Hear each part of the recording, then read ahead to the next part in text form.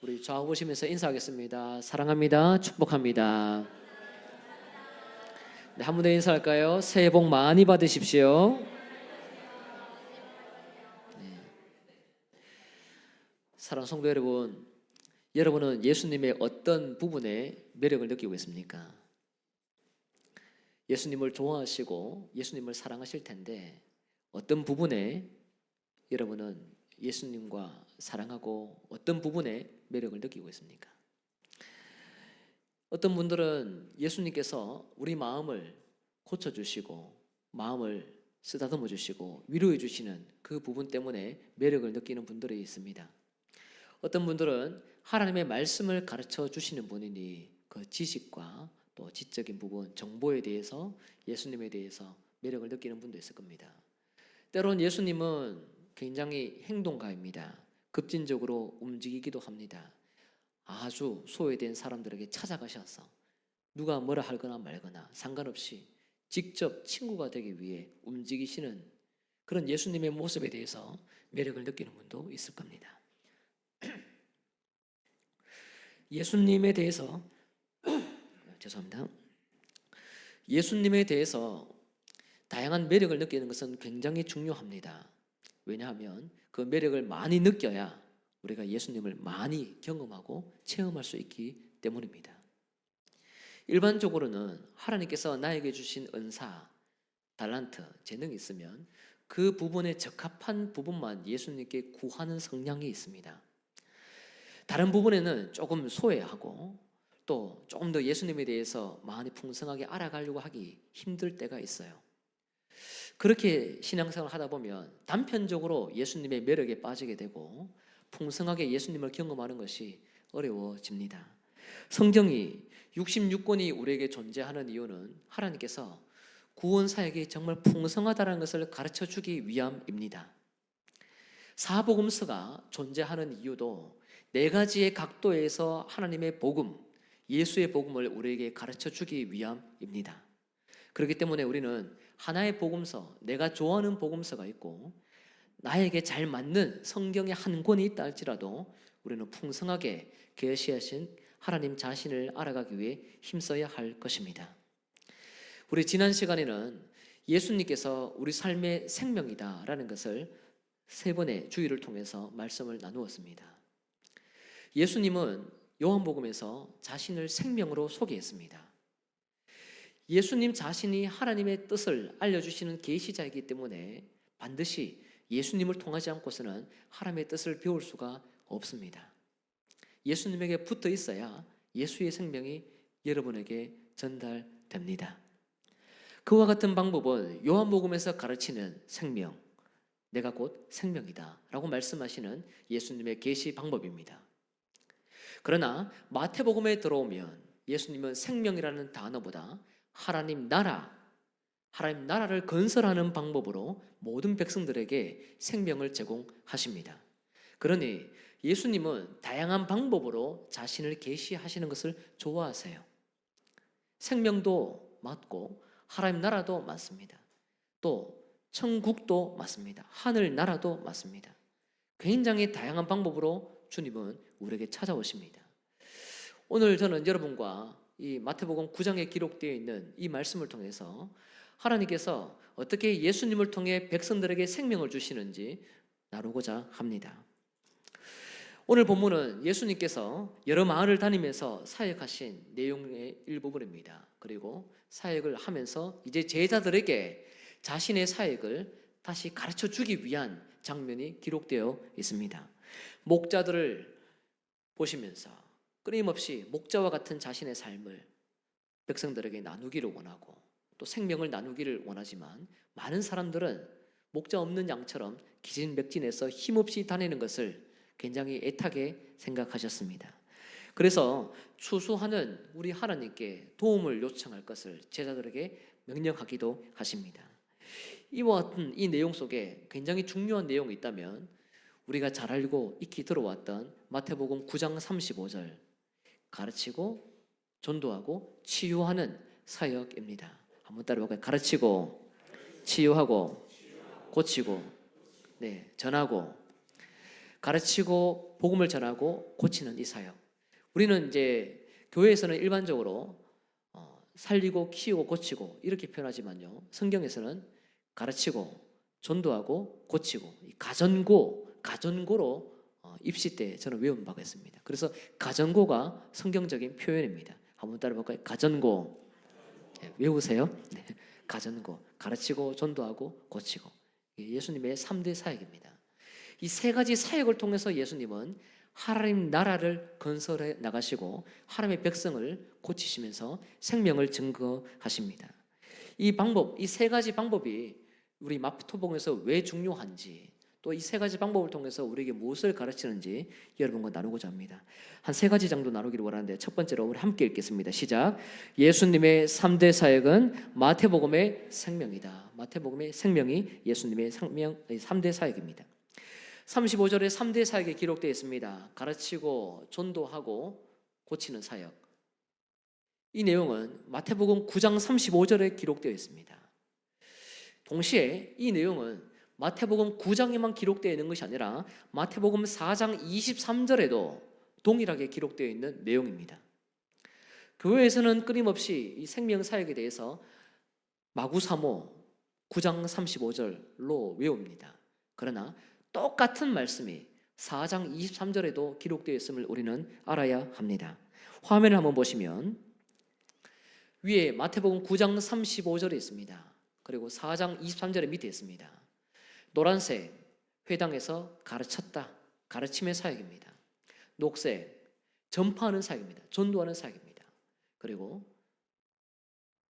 하늘색일까요? 네. 소라색, 민트색, 약한 것을 고치는 사역이 지금 4장 23절에도 똑같이 기록되어 있습니다. 똑같은 내용이 지금 2번 반복되어 있습니다. 그 사이에 어떤 내용이 있을까요? 마태복음 4장 23절과 9장 35절 이 사이에 특별한 내용이 기록되어 있습니다. 하늘색으로 기록되어 있는 5, 6, 7장 이 내용은 산상수훈입니다. 그리고 8장 1절부터 9장 34절까지 이 내용은 이적 모음집이라고 표현합니다. 보통 예수님의 기적에 대해서 10가지가 기록되어 있는 것, 그것을 이적 모음집, 모여 있다고 해서 모음집이라고 표현을 합니다. 이 4장 23절과 9장 35절 이 사이는요, 2가지가 기록됐어요. 가르치는 내용, 그리고 고치는 내용입니다. 그렇죠? 가르치는 내용, 고치는 내용입니다. 그렇다면 예수님의 3대 사역인 복음을 전하는 것, 전하는 사역은 어디 있을까요? 말씀을 선포하는 것, 도를 전하는 내용은 무엇일까요? 도를 전하는 것은 산상수훈 가르침과 그리고 이적을 행하는 것, 고치는 이 사역, 모든 것이 예수의 말씀에 의해서 증거되는 것입니다. 말씀이 선포되는 것을 통해서 하나님께서 이 땅 가운데 율법을 어떻게 해석해야 되는지 가르쳐 주십니다. 예수님께서 고치는 것은 하나님이 직접 이 땅에 임재하셔서 친히 자신의 음성으로 백성들을 고쳐내는 사역입니다. 그래서 천국 복음으로 전도를 하는 것, 도를 전하는 것, 이 내용 안에는 가르침이 있고 그리고 치유하는 내용이 함께 담겨 있음을 우리는 기억을 해야 합니다. 3가지가 분리되기도 하지만 그러나 이 모든 3가지 내용은 한 분이신 예수님 입에서 나오는 말씀입니다. 그래서 이 3가지를 통해서 예수님은 하나님 나라 백성을 살리기를 원하고 키우기를 원하고 고치기를 원하는 것입니다. 이 모든 내용은 친히 예수님 입에서 나온 말씀입니다. 여러분, 이것을 통해서 많은 사람들을 하나님의 백성으로 인도하고 또 올바르게 인도하고 또 교정할 수 있는 이유가 어디에 있을까요? 우리가 잘 아는 대로 예수님은 마태복음 1장 23절에서 어떻게 소개됩니까? 예수님은 임마누엘로 소개됩니다. 한번 따라가요. 임마누엘. 임마누엘은 마태복음에 등장하는 표현이에요. 임마누엘이 어떤 뜻입니까? 하나님이 우리와 함께 계신다. 설명을 친절하게 1장 23절에 기록하고 있습니다. 하나님이 우리와 함께 하시는 것. 하나님이 우리와 함께 하신다는 표현이 임마누엘입니다. 하나님은 지금 이 땅에 보이지 않는 것처럼 느껴지지만 예수님을 통해서 지금 백성들과 함께하고 있음을 우리에게 가르쳐 주십니다. 그렇기 때문에 예수님 입에서 가르침이 나오는 것, 산상수훈이 나오는 것은 직접 하나님이 가르치는 내용입니다. 동시에 예수님께서 사람들을 고치는 사역은 하나님의 이 땅 가운데 거하시면서 약자들을 고치는 사역입니다. 그 모든 가르침과 그리고 고치는 사역은 예수님 입에서 나오는 도를 통해서 하나님의 음성을 통해서 나오는 것이기 때문에 그 또한 복음을 전하는 것이라고 이야기를 할 수 있는 것입니다. 이와 같은 방법을 통해서 백성들과 함께 하시고 백성들에게 생명을 주기 위해 끊임없이 가르치시고 고치시고 그리고 복음을 전하기 위해 힘을 쓰신 분, 그분이 생명을 제공하시는 예수님입니다. 여러분, 이스라엘 백성들은 우리가 잘 아는 것처럼 출애굽한 이후에 40년 동안 광야에서 살았습니다. 40년이 깁니까 짧습니까? 길어요. 굉장히 깁니다. 애굽에서 포스럽게 지내다가 광야로 나왔을 때 그들은 물이 없어서 가장 먼저 원망했습니다. 항상 광야 생활은요 부족해요. 우리는 지금 풍족한 시대에 살고 있기 때문에 부족하면 구입하면 됩니다. 돈으로 사면 된다고 합니다. 그러나 우리가 잘 아는 일반 선교사님들은 어떻습니까? 부족함 가운데서 기도해서 매 때마다 공급하시는 하나님을 체험하죠. 이 땅에서 우리는 한국에서 살 때에는 하나님께서 어느 정도 안전하게 그리고 안전하게 생활에 필요한 부분을 채울 수 있도록 조금 안정권을 허락한 부분이 있습니다. 그것 또한 하나님의 은혜이고, 그리고 해외에 광야와 같은 오지에서 살아가면서 하나님의 복음을 전하는 선교사님들에게 때마다 불평이 나올 때쯤 하나님 공급하는 것, 그것 또한 하나님의 은혜입니다. 쌍방간에 서로 하나님이 주시는 그 방법들을 통해서 우리는 다양한 하나님의 손길을 경험하고 사는 거예요. 이 땅에서 하나님을 의지하면서 살아간다 하더라도 광야에서 살아가는 것은 결코 쉬운 생활이 아닙니다. 굉장히 힘듭니다. 미리 안전하게 살아갈 수 있도록 모든 것을 채워주시면 좋겠지만 항상 불평이 나오도록 만드는 곳이 광야입니다. 항상 먼저 충만하게 채워져 있지 않습니다. 그럼에도 불구하고 하나님께서는 이스라엘 백성들을 자신은 보이지 않더라도 만나를 내리시고 메추라기를 주시고 때로는 바위를 쳐서 물을 내게 하시면서 40년 동안 약 200만 명 되는 백성들을 먹이시고 입히시고 채우셨습니다. 그분은 살아계신 분이십니다. 백성들이 때로는 지치고 힘들 때마다 그때마다 공급하시는 하나님의 은혜가 충분했습니다. 그분의 은혜는 고갈된 적이 없어요. 민수기를 보면 이스라엘 백성들이 하나님 앞에 아름답게 살면 참 좋겠지만 그 아름다움, 믿음을 지키는 것은 결코 쉽지 않았습니다. 가나안 땅을 점탕하고 오라고 했을 때에 12명이 갔다가 돌아왔을 때 10명은 불평했습니다. 우리 큰일 났다. 우리는 메뚜기 같다. 큰일 났다. 믿음 없이 고백하죠. 2명은 아니다. 하나님이 함께 하시면 이길 수 있다 라고 고백합니다. 이 10명 믿음 없는 사람들이 믿음 있는 2명을 돌려쳐 죽일 뻔했습니다. 그 뒤에 등장하는 내용들을 보면요, 말씀드려요. 율법이 다시 제정됩니다. 모세의 권위에 대해서 도전을 했던 고라당 일당들은 땅이 갈라지면서 그들을 삼키기도 했습니다. 그 뒤에 등장하는 내용은 또 율법 내용입니다. 민수기를 보면 광야 가운데서 일어났던 다양한 사건들이 굉장히 많습니다.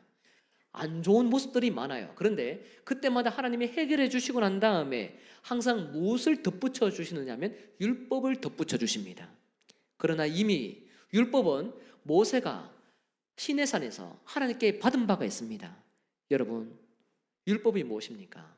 하나님의 백성이 지켜야 될 강령 아닙니까?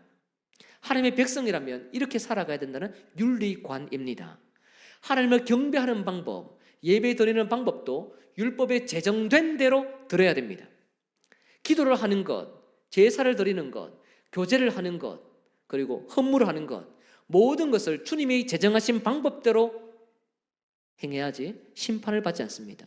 하나님을 내가 마음대로 편하게 예배하고 싶다고 해서 마음껏 내 식대로 드릴 수 있는 것이 예배가 아니었습니다. 지금 우리는 편하잖아요. 그렇죠? 지금 우리는 편합니다. 그러나 구약시대는 결코 그런 시기가 아니었습니다. 주님은 자기를 찾을 때에도 예식을 주셨어요. 그렇게 율법이라는 것은요, 백성들이 알아야 될 가르침의 내용입니다. 십계명, 가르침의 내용입니다. 하나님께서 어떻게 백성들이 살아가야 되는지 이렇게 하나하나 조목조목 알려주셨습니다. 가르침의 내용입니다. 그 가르침뿐만 아니라 병들었을 때에 다 고쳐주기 위해 주님은 끊임없이 백성들과 함께 하시고 광야 가운데서 살펴주셨습니다. 먹을 것도 채워주셨어요. 보이지 않는 곳 속에서 하나님은 계시는 것처럼 보이지만, 그러나 하나님은 분명히 백성들과 40년 동안 함께 하셨습니다. 뿐만 아니라 왕들을 세우시면서 약 20명의 왕들을 지나갈 때에도 주님은 말씀을 주시고 고치시고 그리고 살려주시기로 하셨습니다. 생명을 계속적으로 공급하셨습니다. 그러나 지금 마태복음이 기록되던 당시에는 그와 같은 상황이 아니에요. 마태복음 1장을 보면 족보가 기록되어 있습니다. 족보의 마지막 내용은요, 이스라엘 백성들이 지금 식민지 생활을 하고 있다는 내용입니다. 포로 생활이 이어지고 있다는 내용입니다. 마태복음 시작은 포로 생활입니다. 이 포로 생활 가운데 하나님은 보이지 않아. 하나님은 우리를 돕는 것 같지 않아. 아직까지 광야 같아. 우리는 선한 것이 없어.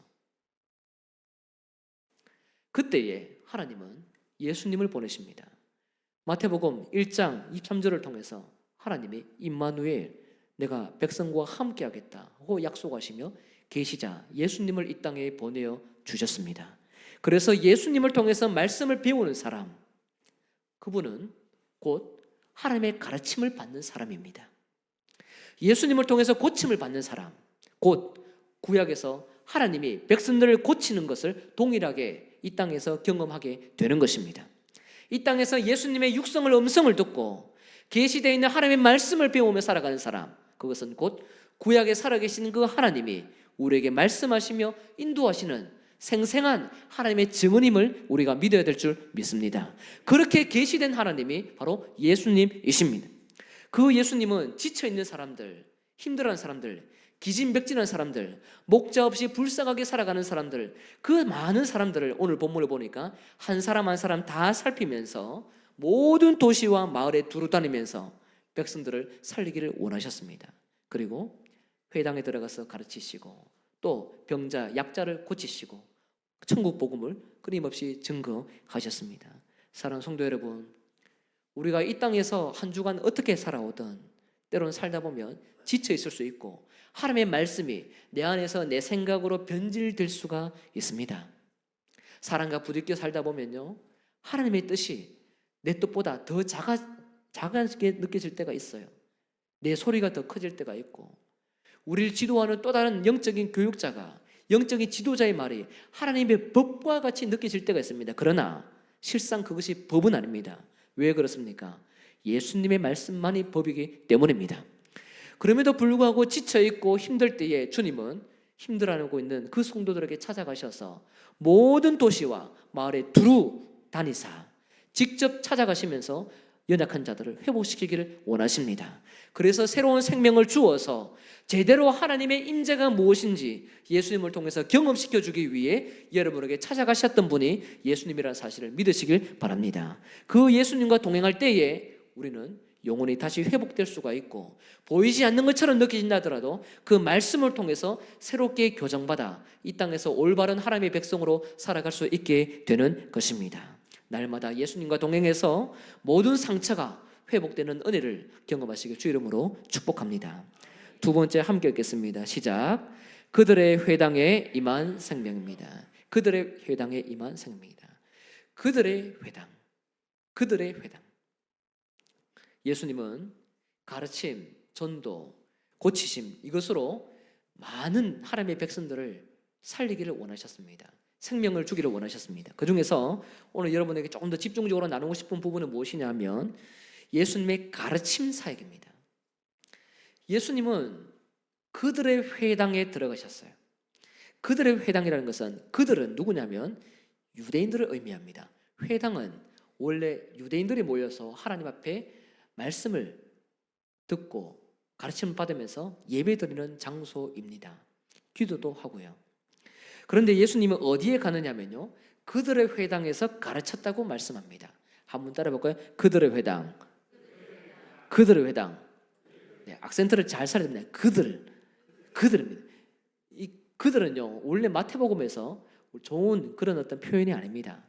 그들은 이 굉장히 예수님 입장에서 보면은 사랑해주고 싶은 대상이지만 이들은 결코 기독교인들에게 좋은 이미지가 아닙니다. 그들의 회당은 굉장히 기독교를 박해했던 집단이기도 합니다. 전에도 한번 말씀을 드렸습니다만 마태복음이 기록되는 당시에 유대인들은 기독교와 적대적인 관계입니다. AD 70년에 성전이 무너졌습니다. 성전이 무너지면 제사장의 의미가 필요 없어요. 제사장이 불필요합니다.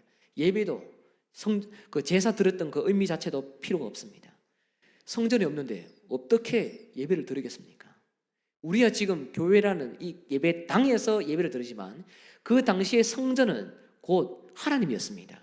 성전을 통해서 오직 이곳에서만 예배 드리기로 하나님께서는 말씀을 하셨다 보니, 그러니 성전이 무너지면 모든 것이 무너진 것처럼 느껴지는 시간이 된 것이죠. 그때에 성전이 무너지자 그들이 채택했던 방법은 그들에게 남아있는 이 율법을 최대한 체계적으로 잘 지켜서 우리가 가르치고 그리고 우리가 구원받자라는 이 랍비 유대교가 유행하게 되었습니다. 랍비는 선생님을 의미하죠. 선생님은 말씀을 가르치는 사람입니다. 그래서 서기관보다도 바리새인의 역할이 굉장히 중요해졌습니다. 바리새인은 원래 초창기에는 굉장히 작은 종파였습니다. 그러나 이 성전이 무너지고 난 다음에는 굉장히 중요한 종파로, 굉장히 그들의 역할이 중요한 존재로 두각을 나타나기 시작했습니다. 왜냐하면 율법을 잘 가르쳐야 되기 때문입니다. 이 율법을 가르치는 랍비 유대교가 굉장히 급상승하게 되면서 이제 유대인들은 선택을 해야 합니다. 우리의 순수성, 우리 유대교, 우리 하나님을 믿는 선조들 지켜왔던 신앙, 어떻게 하면 변질되지 않고 이 신앙을 잘 유지할 수 있을까 고민을 하게 되겠죠. 그래서 함께 회당 안에서 기독교인과 같이 예배 드리던 그 과거의 모습들은 이제 지우고 기독교인과 결별하자. 이제 더 이상 함께 할 수 없다. 저들은 예수를 믿는 사람이고 우리는 우리만의 순수성을 지켜야 된다. 그러면서 끊임없이 율법을 굉장히 중요하게 여겼습니다. 그러나 기독교는 조금 다르죠. 율법을 버린 것은 아니지만 그들은 예수님을 믿는 사람들이었어요. 같이 가는 것이 어려웠습니다. 그래서 평행선을 걷게 되었습니다. 이제 그들은 하나 되기 어렵습니다. 불가능해요. 그때에 기독교인이 이제 한 가지 선택을 해야 합니다. 과거로 돌아갈 것인가? 유대교로 돌아갈 것인가? 아니면 기독교로 남을 것인가? 그러면서 또 다른 질문이 하나 남습니다. 무엇이냐면요, 저 유대인들이 굉장히 중요하게 여기는 율법, 법, 저거 있는데 우리는 어떻게 지켜야 되지? 저 랍비들이, 바리새파들이 끊임없이 이 율법을 저렇게 지키는데 우리는 어떻게 지켜야 되지? 율법의 존재는 우리에게 어떤 의미일까에 대한 고민이 남기 시작했습니다. 굉장히 중요한 숙제가 이들에게 남아지게 되는 것이죠. 기독교인은 율법을 버려야 할까요? 아니면 율법을 지켜서 구원을 받아야 할 것인가? 굉장히 고민됩니다. 율법을 버려야 하나? 율법을 지켜 구원을 받는 것인가? 둘 다 아닙니다. 사도 바울은 율법에 대해서 굉장히 부정적으로 말하는 것처럼 느껴질 때가 많습니다. 여러분, 사도 바울은요, 예수 그리스도를 이방인에게 대체로 전했던 사람입니다. 이방인에게는 율법과 할례보다 예수님을 증거해서 믿게 하는 것, 그것이 중요했습니다. 그렇죠? 여러분도 할례, 율법 이런 것이 아니라 예수님을 믿고 지금 천국 백성이 된 것 아닙니까? 맞죠? 네. 우리 다 이방인이었기 때문에 가능한 거예요. 근데 그 당시에 이 바울이 살던 시대에 바울이 증거하고 있던 이 복음에 대해서 항상 비판의 칼을 들고 늘 바울을 괴롭혔던 사람들이 있었습니다. 그 사람들은 항상 율법을 지켜야 된다고 강조했던 사람들이었어요. 예수님 믿는 것도 필요하지만 율법도 지켜야 된다. 그렇게 강조했습니다. 그러다 보니 바울 입장에서는 끊임없이 이 하나님께서 자기에게 하셨던 그 복음에 대한 순수성을 지켜내기 위해 율법에 대해서 조금 우리가 오해가 될 만한 여지를 남길 수밖에 없었습니다. 그러나 율법 자체는 오늘 마태복음을 보면 예수님은 율법을 버리라고 말씀하신 적이 없습니다. 그렇다고 해서 율법 자체를 지켜서 구원받으라고 말씀하신 적도 없습니다. 마태복음 5장 20절을 보면 이런 내용이 있습니다. 함께 읽겠습니다. 시작. 내가 너에게 이르노니 너희 의가 서기관과 바리새인보다 더 낫지 못하면 결코 천국에 들어가지 못하리라. 아멘.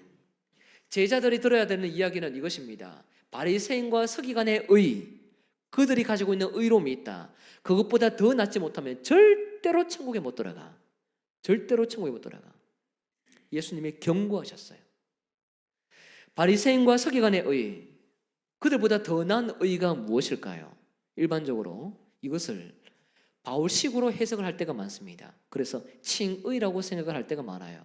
물론 예수님을 믿으면 의롭게 됩니다. 의인이 됩니다. 그 내용도 이 바리새인과 서기관과 다른 제자들이 가지고 있는 의로움이 모습 가운데 담겨 있기도 합니다. 그런데 그것보다도 더 중요한 것은 바리새인과 서기관은 율법에 대해서, 십계명에 대해서 표면적으로 문자만 지켜서 구원을 받으려고 했던 모습입니다. 그러나 예수님의 제자들은 문자만 지키는 것이 아니라 율법의 중심을 주신 하나님의 말씀을 지켜서 구원받는 백성입니다. 하나님도 믿고 동시에 하나님과 관계성 가운데에서 관계를 이어나가는 가운데 하나님의 말씀을 지키면서 천국 백성으로 살아가게 되는 것이 더 나은 의가 되는 것입니다. 여러분, 마태복음에서 5, 6, 7장을 읽어보면 우리가 잘 아는 산상수훈 내용이 기록되어 있습니다. 많이 들어보셨을 거예요. 그 내용은 바리새인과 서기관이 가르쳤던 내용을 반박하는 예수님의 이야기가 많습니다. 바리새인과 서기관은 율법을, 십계명을 표면적으로만 지켰습니다. 대체로 이런 거예요. 기록되는 거 여러분 다 아실 것입니다. 간음하지 말라. 그러면 간음을 하지 않으면 자기는 천국 백성이 되는 겁니다. 그리고 십계명을 지킨 거예요. 그러나 예수님은 다시 가르치죠. 도둑질하는 것, 살인하는 것, 표면적으로 이 유대인들은 시킵니다. 그러나 예수님은 다시 가르칩니다. 그때에 항상 예수님께서 반복적으로 하신 말씀이 있습니다. 예수님이 새로운 설명을 알려주실 때에 이런 이야기했죠. 너희가 이렇게 들었으나 나는 너희에게 이르노니. 다시 말씀드립니다. 너희가 이렇게 들었으나 나는 너희에게 이렇게 이르노니. 이렇게 말씀합니다. 여러분 한 번도 안 읽어보신 것처럼 듣고 있는데 절대 그런 거 아니시죠? 집에 가셔서 마태복음 5, 6, 7장을 읽어보십시오. 너희가 바리새인에게 서기관에게 이렇게 들어왔지? 그러나 나는 너희에게 이렇게 말하겠다. 간음 7계명에 기록되어 있는 것 저지르지 말아야 했으니 그것 지키지 말라고 바리새인 서기관이 가르쳤지? 나는 너희에게 이렇게 말할게. 음욕을 품는 자마다 간음한 사람이야. 예수님의 가르침은요, 문자가 아니라 문자 내용에 담겨 있는 정신이었습니다. 서기관도 마찬가지입니다. 가르쳤던 모든 내용은 모든 것이 하나하나 문자입니다. 바리새인도 마찬가지였습니다. 바리새인에게 굉장히 중요했던 신앙의 경건 색깔 세 가지가 있었습니다. 하나는 구제, 하나는 기도, 하나는 금식입니다. 이 세 가지 그들은 너무나도 사람 앞에서 잘했어요. 사람 앞에서 금식하는 것, 사람 앞에서 기도하는 것, 사람 앞에서 구제하는 것, 보라는 듯이 그렇게 잘하는 사람이 많았습니다. 그런데 예수님은 외식하지 말라고 하죠. 사람이 보이려고 외식하지 말라고 바로 집어서 바리새인에게 말씀하셨습니다. 여러분, 예수님은 율법을 버렸을까요? 예수님을 율법을 버린 적이 없습니다. 하나님의 관점에서 새롭게 해석해 주셨습니다. 그래서 5장 17절을 보면 이런 말씀이 있습니다. 함께 읽겠습니다. 시작. 내가 율법이나 선지자를 폐하러 온 줄로 생각하지 말라. 폐하러 온 것이 아니요 완전하게 하려 함이라. 아멘. 율법과 선지자는 구약 전체를 의미합니다. 율법은 오경, 나머지는 선지서로 보통 이해합니다. 구약 전체, 그 모든 것을 내가 폐기시키려고 이 땅에 온 것 아니다. 오히려 내가 완전하게 하기 위해 왔다. 예수님은 이 땅에 임마누엘로 함께 하신 백성들과 함께 하시는 하나님이십니다. 믿습니까? 하나님은 그렇게 계시자 예수님을 통해서 백성과 동행하겠다고 약속하셨습니다.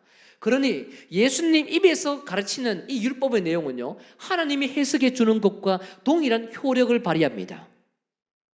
예수님의 율법을 해석해 주시는 것은 원래 모세에 주셨던 그 동일한 율법이지만 하나님이 더욱더 풍성하게 가르쳐 주기를 원했던 하늘의 마음이 담겨 있는 것이에요.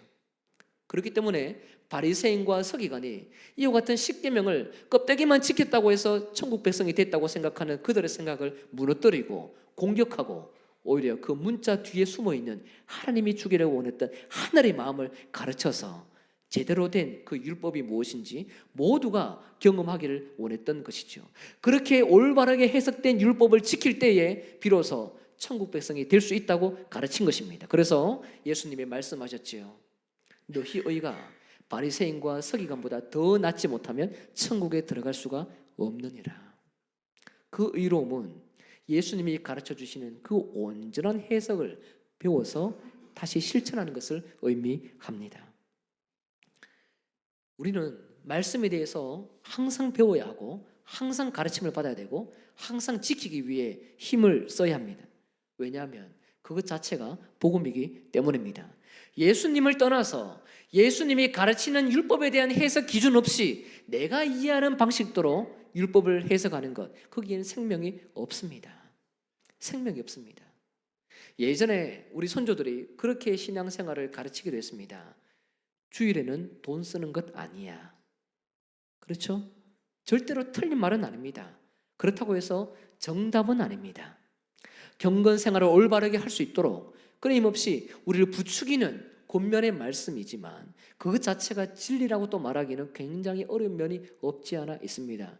그 뒤에 우리 선조들은 후대에서 돈 쓰는 것이 돈을 어디 무언가 이렇게 물건을 사는 것만이 아니라 이동하는 것, 보험료, 차비 모든 것이 든다는 것을 우리는 알고 있기 때문이지요. 율법이라는 것은 너무나도 많은 것을 담고 있어요.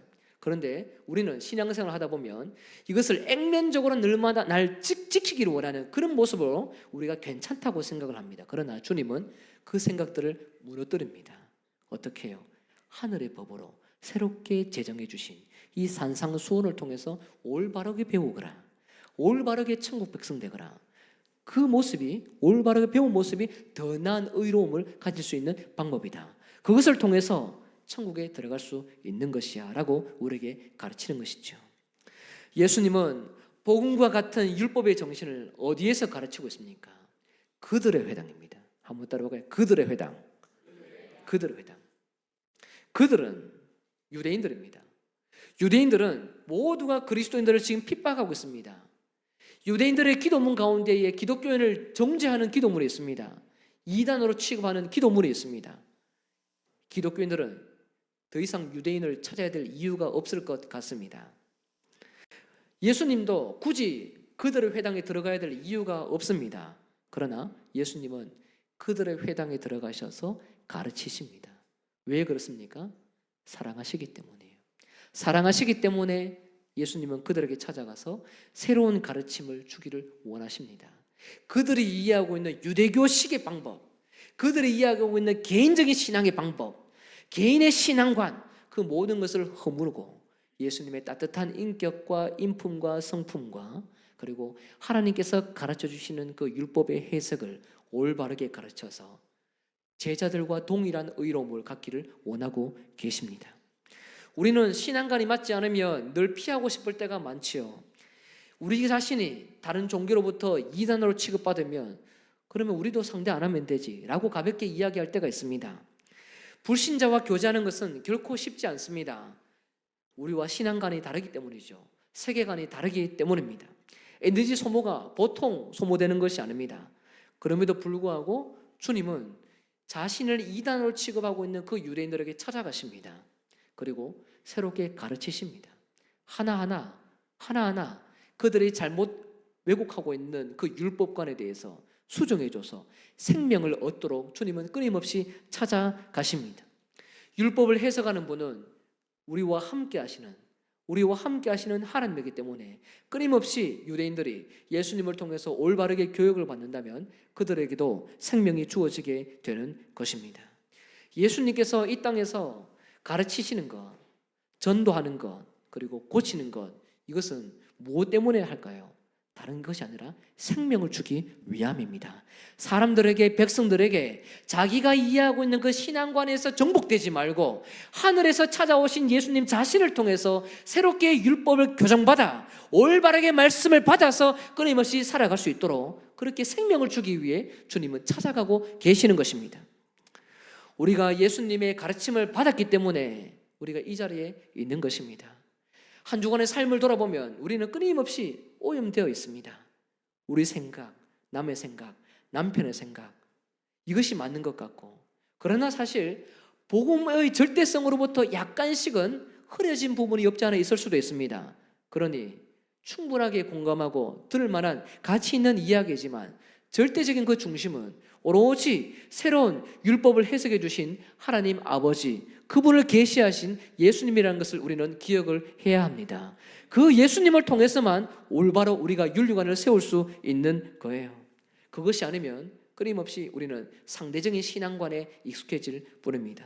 바라옵기는 여러분에게 생명을 주시기 위해 찾아오신 거룩하신 그 예수님의 가르침을 잘 받아 날마다 여러분의 신앙이 새롭게 살아나시길 주의 이름으로 축복합니다. 우리 마지막입니다. 함께 읽도록 하겠습니다. 시작. 열방에 전하는 생명. 네, 열방에 전하는 생명입니다. 예수님이 가르친 이 3대 사역은 너무나 중요합니다. 그리고 3대 사역 중에서도 가르침의 사역은 너무 중요합니다. 이것이 얼마나 중요하냐면 예수님께서 제자들을 이제 떠나게 될 때 그때에도 이 마지막 시점에 이 말씀을 한 번 더 하십니다. 여러분, 제 자녀들과 함께 이 땅에서 10년, 20년 같이 동거하다가 함께 잠시 떨어질 때에 여러분 하고 싶은 말은 굉장히 중요한 이야기겠죠. 그렇죠? 몇 문장 못 남길 때 굉장히 중요한 이야기를 남길 것입니다. 가스 밸브 잠궈라 이런 말은 안 하잖아요. 그런 말은 뭐 하죠? 입을 잘 깨라. 예수님도 마찬가지입니다.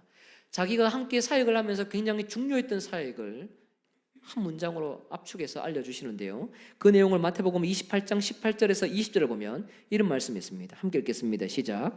예수께서 나와 말씀하여 이르시되 하늘과 땅의 모든 권세를 내게 주셨으니 그러므로 너희는 가서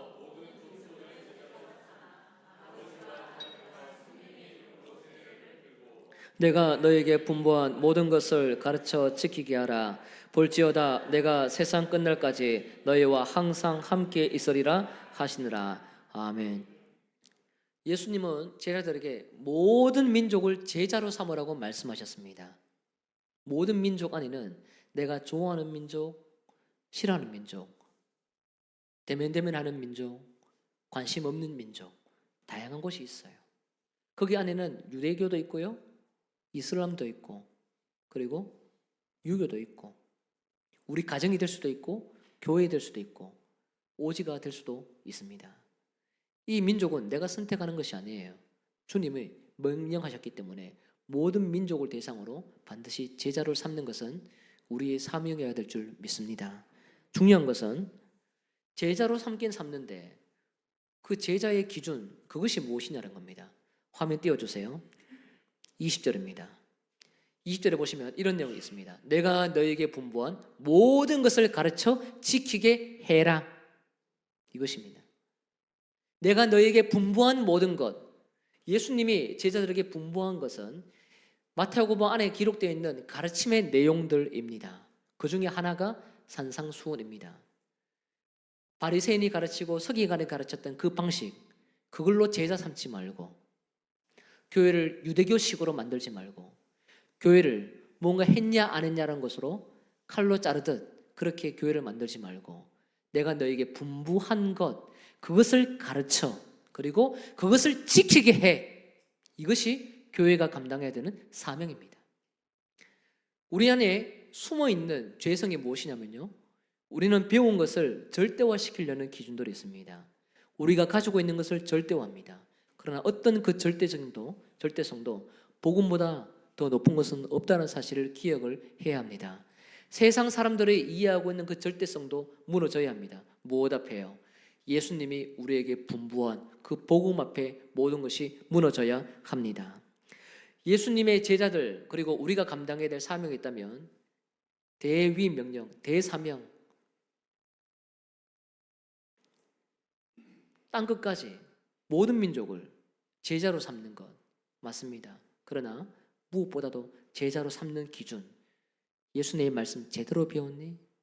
너희들의 신앙관 말고 예수님이 가르쳤던 그 천국 복음으로 이 땅 가운데에서 해석된 그 신앙관, 그것을 가르쳤니? 그리고 그것대로 지켰니? 지키게 하고 있니? 그것으로 제자의 기준을 삼겠다는 것입니다. 성도 여러분, 우리 교회가 아름다운 생명사역으로 성장되고 또 성숙되어 온 부분도 없지 않았습니다. 동시에 우리는 끊임없이 예수님이 가르치는 이 하늘의 복음, 율법을 재해석하는 예수님의 가르침, 이것을 우리의 영원한 생명으로 삼아야 될 줄 믿습니다. 우리가 끊임없이 가르침을 받고 올바로 실천해 낼 때에, 그때에 너희 의가 바리새인과 서기관보다 더 낫지 못하면 천국에 들어갈 수가 없다라고 말씀하셨던 그 의로움, 그 의로움의 기준을 초월해서 진정한 의로움을 가지고 이 땅 가운데 백성이 될 수가 있다는 사실입니다. 그래서 우리는 우리 안에 서로 조금 다른 신앙관을 가지고 있는 사람들 뿐만 아니라 나만의 회당, 우리만의 회당이라고 생각하는 그 기준들을 무너뜨리고 그들의 회당에 들어가서 끊임없이 내가 배웠던, 올바르게 배웠던 하늘의 복음, 예수님이 가르쳤던 그 절대적인 방식의 기준을 가지고 그들의 회당에 들어가서 권면하고 살려내고 키워내고 고쳐내야 될 줄 믿습니다. 이것이 교회뿐만 아니라 가정도 마찬가지입니다. 한 주간 명절이죠. 명절 가운데 불신자도 있고 신자도 있습니다. 그 안에 신자가 더욱 신자다워지려면 주님이 주시는 올바른 율법의 해석의 기준이 있어야, 인격으로 찾아가야 그럴 때에 올바른 신자가 될 수 있습니다. 그렇게 찾아가십시오. 그렇게 위로하십시오. 뿐만 아니라 불신자가 있다 하더라도 그 불신자들에게 마음의 문을 무례하게 열지 마시고 예수님의 온유하고 따뜻한 겸손한 마음으로 찾아가시고 그들이 이해하고 있는 이 땅에서 살기 위해 생명을 얻기 위한 그 방법보다도 하늘에서 가지고 오신 신령한 그 방법이 있다는 것을 조심스럽게 겸손하게 증거해서 또 다른 누군가를 살리고 키우고 고쳐낼 수 있는 생명사역이 여러분의 삶에 펼쳐지길 주의 이름으로 축복합니다. 이를 위해 끊임없이 그들의 회당에 찾아가시는 여러분 삶이 되면 좋겠습니다. 우리 한 문장을 읽고 마치도록 하겠습니다. 시작. 생명사역은 이웃에게 새로운 가르침과 실천으로 생명을 갖게 한다. 이 말씀이 여러분의 삶에 살아있길 주의 이름으로 축복합니다. 이렇게 인사 한번 하고 마치겠습니다. 그들의 회당에 찾아갑시다.